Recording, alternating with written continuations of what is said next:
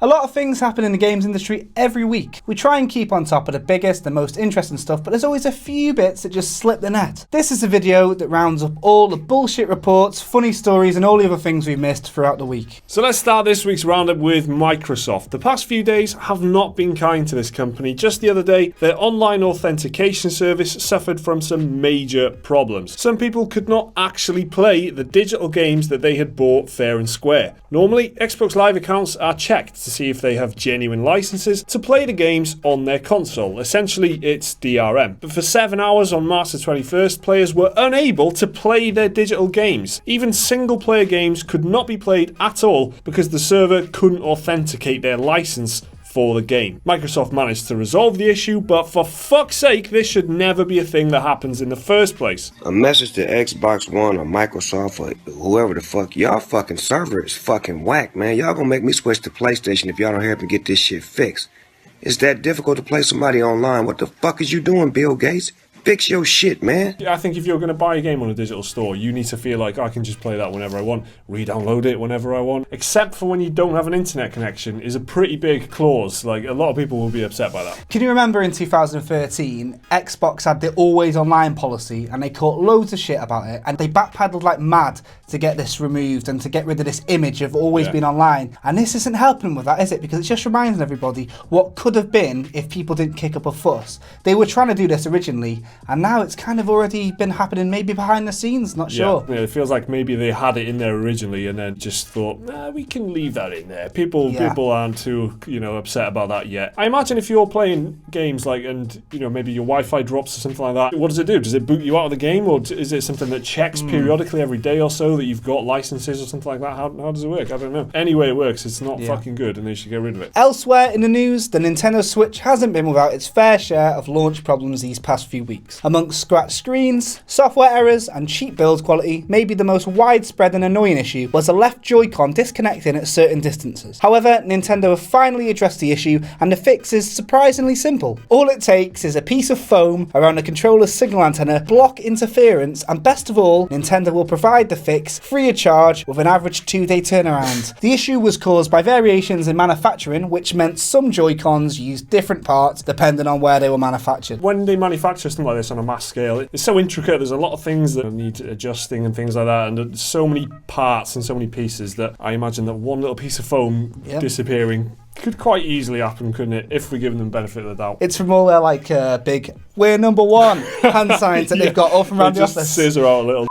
Also this week, not long after we covered the ridiculous amount of microtransactions in For Honor that would take 2.5 years or $732 to fully unlock, Ubisoft have responded to the situation and it's not that pretty. In a 2-hour weekly live stream, Ubisoft devs addressed players' concerns in the most half-assed way imaginable. The dev said For Honor was designed in such a way that players aren't meant to unlock everything. Instead, they are meant to pick 1 or 2 characters and stick with them for the entire game. It's safe to say that players didn't really like that answer, and the live stream has 1,200 dislikes compared to 440 likes. The news emerged because this guy was trying to grind it. He was trying to get all the unlockable thing, which is a thing that some people do. Ubisoft is saying, no, that's not how you play the game. You choose one and then you enjoy that one. Essentially, what they're doing is they're alienating all of the completionists, and a lot of people have got a little game and OCD. They love to collect everything. If you like a game, you want to finish it, and that's completely normal and an acceptable big part of gaming.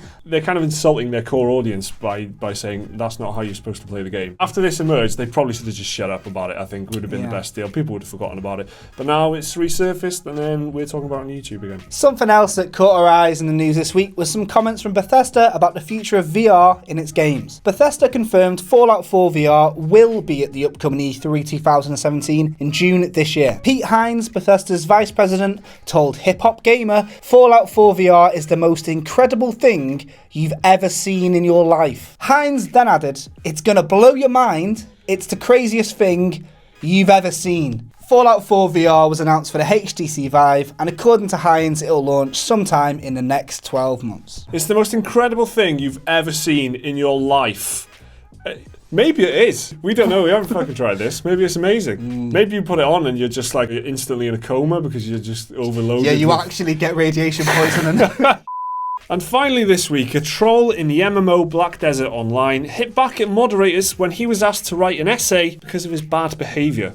A troll by the name of Kimochi went around griefing players and generally being a dick to everyone playing the game because he doesn't like role players. Moderators threatened to ban this person's account unless they wrote a 500-word essay detailing the backstory about their character, essentially forcing Kimochi to roleplay his character. In true trolling fashion though, Kimochi wrote the essay, but the backstory took the form of a trashy fanfiction piece. He wrote this essay that he was asked to do in lieu of being banned, and he did it like a fanfiction thing, which is pretty funny, I suppose. Fair play. I mean, the moderators let him still play the game. It's true to that word. But what really kind of made me laugh was he was asked, like, are you going to stop doing this now? And he was like, yeah, I'll stop spamming the chat. And he was like, are you going to stop killing roleplay characters? And he was like, definitely not. Yeah.